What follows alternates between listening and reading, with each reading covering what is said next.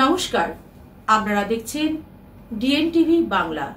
আসুন দেখে নিন আজকের খবর। আজকে রাজপ্রাসাদ এছাড়াও প্রতিদিনকার যে সরকারি পরিষেবা তার বন্ধ, অথচ মেলা খেলা পুজোর কোনটাই থামছে নেই। কেন্দ্রীয় মন্ত্রণার দোহাই দিয়েই দায় সারছেন রাজ্য। কে বলছে? রাজ্য দায় সারছে। খুব স্বাভাবিক, এটা আমাদের দীর্ঘদিন ধরে কথা বলছি। আজকে পশ্চিমবঙ্গ সরকারের মাথার উপরে ধারের বোঝার পরিমাণ 7,20,000 কোটি টাকার উপর।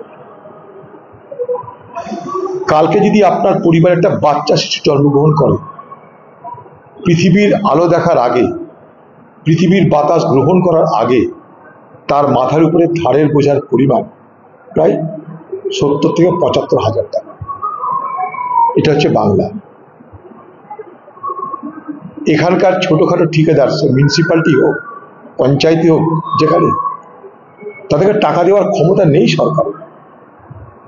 সরকারের এখন নুন আনতে পান্তা ফুরিয়ে যাচ্ছে। পান্তা ভাত যে খাওয়াবে, কেউ ক্ষুধার্ত লোকে পান্তা ভাত খাওয়াতে গেলে নুন ছাড়া তো আর পান্তা ভাত খাওয়া যায় না। কিন্তু তারা এমনই ক্ষুধা, নুন ছাড়াই পান্তা ভাত খেয়ে নিচ্ছে। সেই জন্য বলে নুন আনতে পান্তা ফুরিয়ে যাচ্ছে। পশ্চিমবঙ্গ সরকারের এখন লক্ষ্য একটাই, ভোট। আর ভোটের আগে ভোট ব্যাংক ধরে রাখার জন্য সবকিছুকে সর্বস্ব করে বন্ধ করে দেয়। ভোট ব্যাংক ধরে রাখতে লক্ষ্মীর ভাণ্ডার দরকার। নতুন করে বাংলা আবাসের গল্প শুরু হয়েছে। তা স্বাভাবিকভাবেই যে টাকা রাস্তার জন্য, স্কুলের জন্য, শিক্ষকের জন্য, কর্মচারীর বিয়ের জন্য, সেগুলো সব বন্ধ করে দেয়। কারণ তাদের ভোটে হার জিত হবে না। বাংলার লক্ষ্মীর ভাণ্ডারের পাওনা, লক্ষ্মীর ভাণ্ডার যারা উপকৃত হয়, মহিলা সমাজের ভোটে ভাগ্যের নির্ধারিত হয়। এই ধারণা থেকেই লক্ষ্মীর ভাণ্ডার বাঁচিয়ে রাখো, আবাস বাঁচিয়ে রাখো, বাকি সব ভোগে যাক। কিন্তু লক্ষ্মীর ভাণ্ডারের যারা পাচ্ছেন টাকা, তাদেরকে একটা কথা বলতে চাই যে বাংলার মা বোনেরা মনে রাখবেন, লক্ষ্মীর ভাণ্ডার একটা প্রকল্প, এটা রাজ্যের প্রকল্প। যে সরকারি থাক তারই এটা প্রকল্প। প্রকল্পের যে কেউ করতে পারে, প্রকল্প কখনো বন্ধ হয়ে যায় না। আর এই প্রকল্প শুধু বাংলায় আছে তা নয়, পাশের রাজ্য ঝাড়খণ্ডে চলে যান, সেখানে মেয়েদেরকে প্রতি মাসে 2,500 টাকা দেওয়া হয়। মাইয়া সম্মান যোজনা তার নাম। পশ্চিমবঙ্গের তৃণমূল পার্টির কাছে, সরকারের কাছে আমার দাবি, অন্তত বাংলার মা বোনদের 2,500 টাকা ঘোষণা করা হয়। কারণ ভারতবর্ষের সব রাজ্যে যেখানে যেখানে এই ধরনের মহিলাদেরকে অনুদান দেওয়ার ব্যবস্থা আছে, লক্ষ্মীর ভাণ্ডারের ভিন্ন ভিন্ন নাম আছে ভিন্ন ভিন্ন রাজ্যে, কিন্তু কোন রাজ্যে 1,000 টাকার মতন সামান্য একটা টাকা লক্ষ্মীর ভাণ্ডারে কেউ বরাদ্দ করেনি। বরং কোথাও 2,500, কোথাও 3,000 টাকা পর্যন্ত লক্ষ্মীর ভাণ্ডারের মতন নারীদের অনুদান প্রকল্পে কিন্তু বরাদ্দ হয়। তাই পশ্চিমবঙ্গের লক্ষ্মীর ভাণ্ডারের 2,500 টাকা ইমিডিয়েট করা দরকার। পশ্চিমবঙ্গ সরকার আজকে বাংলার এই আর্থিক দুরবস্থার জন্য দায়ী। পশ্চিমবঙ্গ সরকার আজকে তৃণমূল, তাদের আমলে এই বাংলায় অন্তত 20 থেকে 25,000 শিল্প বন্ধ হয়েছে। আমি বলছি 20 থেকে 25,000 শিল্প বন্ধ হয়ে গেছে। এই তৃণমূলের আমলে বাংলায় কোটি কোটি টাকা খরচ করে বাণিজ্য সম্মেলন হচ্ছে। সরকারের হিসাব অনুযায়ী সেই বাণিজ্য সম্মেলনে, মুখ্যমন্ত্রী নিজের বয়ান অনুযায়ী, সেই বাণিজ্যিক সম্মেলনে মোট 25 লক্ষ কোটি টাকা বিনিয়োগ হওয়ার কথা। তিনি যেটা প্রতিশ্রুতি দিয়েছেন, সব যদি যোগ করেন 8টা বাণিজ্যিক সম্মেলন হয়েছে, অন্তত 25 লক্ষ টাকা তার নিজের কথা অনুযায়ী বাংলায় বিনিয়োগ হওয়া উচিত। কোথাও কি বিনিয়োগ হয়েছে? শিল্প কি হয়েছে? রুটি কি হয়েছে? এক্ষুনি আমাকে যারা মেসেজ এলো, ওমানে যে সমস্ত পরিযায়ী শ্রমিকরা বন্দী হয়ে আছে, তাদের ছাড়ানোর এখনো ব্যবস্থা হয়নি। আমি বাংলার মুখ্যমন্ত্রীকে বলেছিলাম, ভারতবর্ষের বিদেশ মন্ত্রীকে বলেছিলাম। আমি তাদেরকে বললাম একটু আগে, আপনারা ডিটেলসে দিন, আরো ডিটেলসে দিন। আমি দরকার হলে সেখানকার যারা, সেই দেশের যারা রাজদূত আছে, এখানে অ্যাম্বাসাডার আছে, তাদের দপ্তর আমি দরবার করব, ভারত সরকারের কাছে দরবার করব, এবং সেই সমস্ত দেশের যেসব অ্যাম্বাসাডার যারা আছে, রাজদূত যারা আছে, তাদের কাছেও আমি আবেদন করব। এই দুর্ভাগ্যের হাত থেকে বাংলার মুক্তি কবে হবে জানি না। এই বাংলা জুড়ে এই চলছে, এই চলবে। আমাদের অভাব বাড়ছে, দারিদ্রতা বাড়ছে। আজকে অভাব আর দারিদ্রতা তৃণমূলের আমলে তৃণমূল পার্টির বড় নির্বাচনী পুঁজি।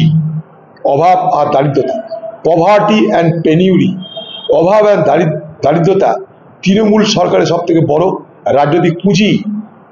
প্রলোভন দাও, টাকার অফার করো, আর ভোটটা কিনে নাও। অভাব আছে, তার অভাবটাকে খরিদ করে নাও। তাদেরকে মানুষ হওয়ার দরকার নাই, তাদের অভাবটাকে খরিদ করে ভোটের যন্ত্র হিসাবে ব্যবহার করো।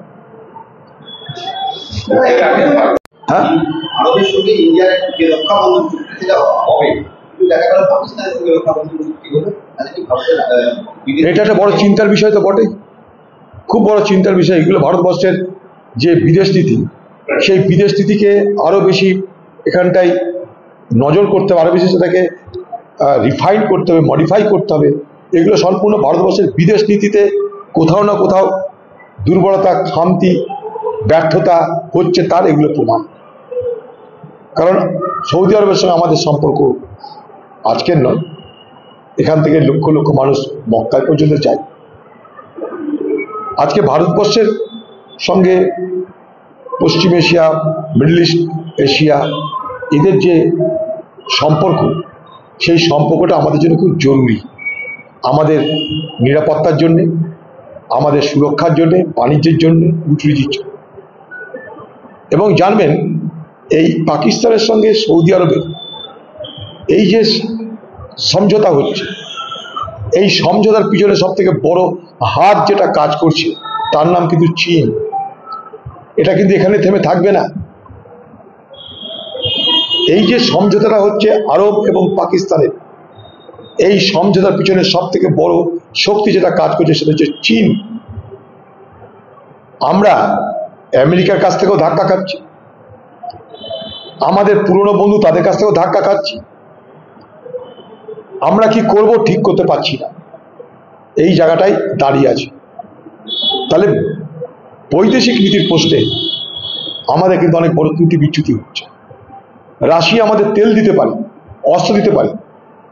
রাশিয়া নিজের যুদ্ধে জড়িত, আজকে 3 বছরের কাছে যুদ্ধ চলছে, তার বেশি সে কিছু করতে পারে না। কারণ সে রাশিয়ার বিরুদ্ধে পৃথিবী জুড়ে প্রায় 2 থেকে 2,500 স্যাংশন আছে, মানে আর্থিক প্রতিবন্ধকতা আছে তার। সারা পৃথিবী জুড়ে বিভিন্ন দেশ, আমেরিকা, ইউরোপ, রাশিয়ার বিরুদ্ধে যে স্যাংশন করেছে, তার পরিমাণ প্রায় 2 থেকে 2,500। অতএব রাশিয়ার পক্ষে নতুন করে ভারতকে আর্থিক দিক থেকে শক্তিশালী করা সম্ভব না। আজকে রাশিয়ার এমন অবস্থা, রাশিয়া চীনের মধ্যে টাকা নয়, সেই মানধাতার আমলের যুগে বার্টার হচ্ছে। অর্থাৎ আমি তোমাদের গম দেব, তুমি আমাদের আরেকটা কৃষি পণ্য দাও, এই জায়গায় চলে যাচ্ছে। অর্থাৎ রাশিয়া আমাদেরকে বেশি দূর নিয়ে যেতে পারবে না। তাই ভারতবর্ষের সরকার উচিত সমস্ত বিষয়টাকে মাথায় রেখে খুব সুকৌশলে, সুচতুরভাবে পদক্ষেপ করা। আরবের সৌদি আরবের সঙ্গে পাকিস্তানের এই সামরিক সমঝোতা এখনো সেরকম পাকাপোক্ত হয়নি, এখনো সেখানটায় মধ্যস্থতা করার সম্ভাবনা আছে। এরকম সমঝোতা হওয়া মানে এটা নয় যে তারা ভারতের বিরুদ্ধে কাল থেকে যুদ্ধে নেমে যাবে, তা নয়। কিন্তু সতর্ক থাকতে তো হবে, এটা নিশ্চয় দুশ্চিন্তা কারণ আমাদের। দেখুন, আমি কালকে সেখানে গেছিলাম, একটা বাচ্চা মেয়ে, 13 বছরের মেয়ে, তার বাবা মার স্বপ্ন পূরণ করতে, তার নিজের স্বপ্ন পূরণ করতে তার বাড়ি থেকে 4 কিলোমিটার দূরে গিয়েছে পড়াশোনা করতে। সেখানকার শিক্ষক শুধু তাকে নয়, তার মতন আরো বাচ্চাদেরকে নানা রকম ভাবে অশালীন আচরণ করত। এই মেয়েটা তার প্রতিবাদ করে বাড়ির লোককেও জানিয়েছিল। তাকে পাওয়া যাচ্ছে না, পুলিশের মাথা ব্যথা নাই, স্কুলের মাথা ব্যথা নাই, স্কুল কর্তৃপক্ষের বিরুদ্ধে কিন্তু কড়া ব্যবস্থা নেওয়া দরকার। এই স্কুল কর্তৃপক্ষ আজ পর্যন্ত শুনবেন, তাদের স্কুলের ছাত্রী যে অপহরণ হয়ে গেল, পাওয়া গেল না, তার দেহের টুকরো পাওয়া যাচ্ছে, তার জন্য সেই পরিবারের সঙ্গে দেখা তো করতে আসে। সরকারের কাছে দাবি করেছি আমি কালকেও, তাদের পরিবারের দাবি অনুযায়ী দ্রুত বিচার, দৃষ্টান্তমূলক সাক্ষী শাস্তি এবং প্রয়োজনে ফাঁসি। তারা বলছে কিছু চাই না, আমরা ফাঁসি চাই। আমিও তাদের সাথে সুর মিলিয়ে বলছি সেই আদিবাসী বাচ্চাটার জন্য আমিও শাস্তি হিসেবে ফাঁসি চাই, ফাঁসি চাই, ফাঁসি চাই।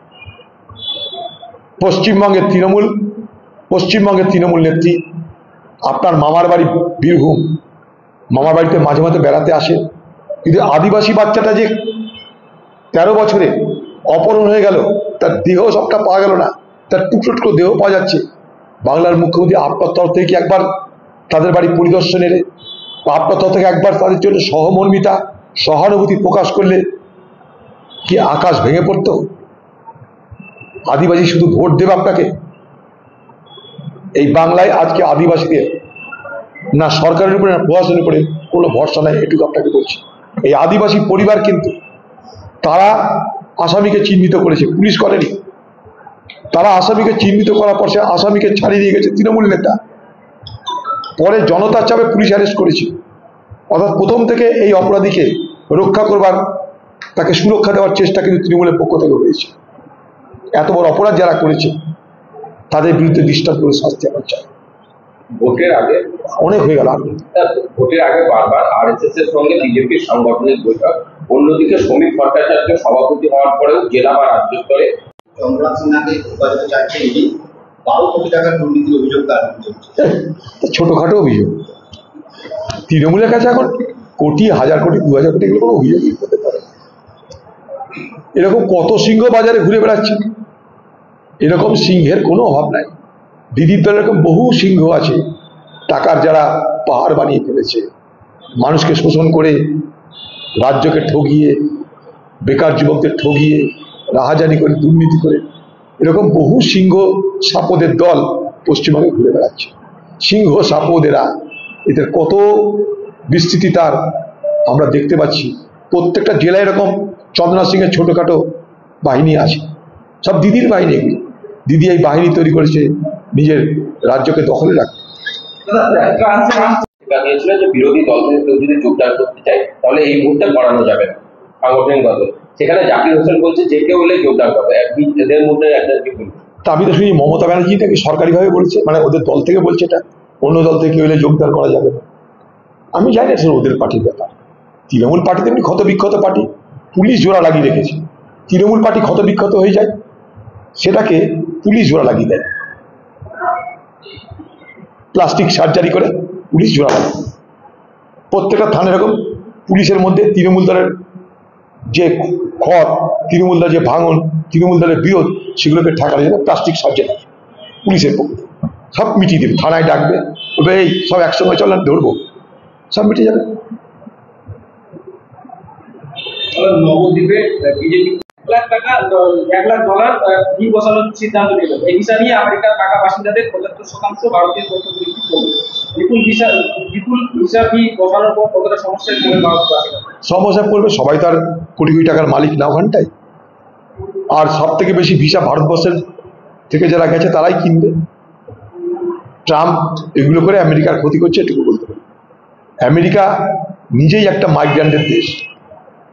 আমেরিকা বলে নিজস্ব কিছু নেই। আমেরিকায় কারা বাস করে? ইউরোপিয়ানরা, জার্মানরা, মানে ব্রিটিশ, জার্মান, ফ্রান্স, স্প্যানিশ, তারা বসবাস করছে আজ থেকে না। আমেরিকা নিজে একটা ইমিগ্রেন্টের দেশ, এ ল্যান্ড অফ ইমিগ্রেন্টস। বাইরের লোক গিয়ে আমেরিকা বানিয়েছে। আমেরিকা যদি মনে করছে বাইরের লোককে তাড়িয়ে দেবো, আমেরিকা ভারত পৃথিবীতে হাওয়া হয়ে যাবে। সবাই জানে এটা নতুন কোনো কথা না। তো সরকারের মদত না থাকলে, তৃণমূলের মদত না থাকলে, তৃণমূল চুরি না করলে এত হাজার হাজার যুবক বেকার হয়ে গেল, তাদের জীবন অনিশ্চিত হয়ে গেল।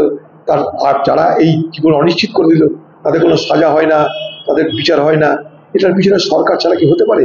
চোরদের বাঁচাতে, এই সমস্ত দুর্নীতিগ্রস্তদের বাঁচাতে এই সরকার হাইকোর্ট, সুপ্রিম কোর্টে কোটি কোটি টাকা খরচা করছে। তাই এটা কি মানুষের বুঝতে বাকি আছে? আমরা দেখতে চাই শাস্তি। শাস্তি হলে বুঝবো সিবিআই ইডি কিছু করবে, বাকি আমরা কোনো কিছুতে খুশি। কারণ আজকে যেগুলো বলছে সবাই মানুষ জানে। বিজেপির সাংগঠনিক দুর্বলতা ঘাটতে আরএসএস বিজেপিতে একেবারে সহোদর ভাই, সবটাকে বলে সংঘ পরিবার। পরিবারে কেউ বড় ভাই থাকে, ছোট ভাই থাকে, মাঝারি ভাই থাকে, তারাকে কি করবে আমাদের দেখার দরকার। রাহুল গান্ধীর নেতৃত্বে দেশ জুড়ে RSS বিজেপিকে উৎখাত করার লড়াই শুরু হয়ে গেছে। এই লড়াই শেষ হবে ভারতবর্ষের ক্ষমতা থেকে নরেন্দ্র মোদী সরকারের অপসারণের পর।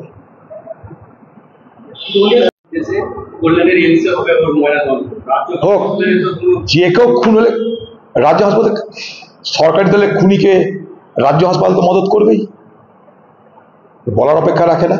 আজকে যেটুকু ধরুন বিচার হচ্ছে, যেটুকু আমরা জানতে পারছি, তদন্তে যা কিছু হচ্ছে সেটা সমস্তই বিচার ব্যবস্থার হস্তক্ষেপ। বাকি কি হয়েছে বলুন। বহরমপুর থেকে স্টাফ রিপোর্টার DNTV বাংলা। মনোরম পরিবেশ, ভেতরেও মনোরম পরিবেশ, কিন্তু পরিবেশেই কি শুধু হবে? এটা তো একটা রেস্টুরেন্ট, কেটলি, ক্যান্টিন, পেট পুজোটাও তো খুবই দরকার, তাই না? তাই আমরা নিয়ে চলে এসেছি বহরমপুরে কিছু ইউনিক ফুড আইটেমস, যেমন ক্রাঞ্চি দহি কাবাব। এটা আপনারা কোথাও পাবেন না। মুখে দিলেই ক্রাঞ্চিনেসটা ভরপুর আছে, আর ভেতরে আপনার মশলা থেকে শুরু করে স্বাদে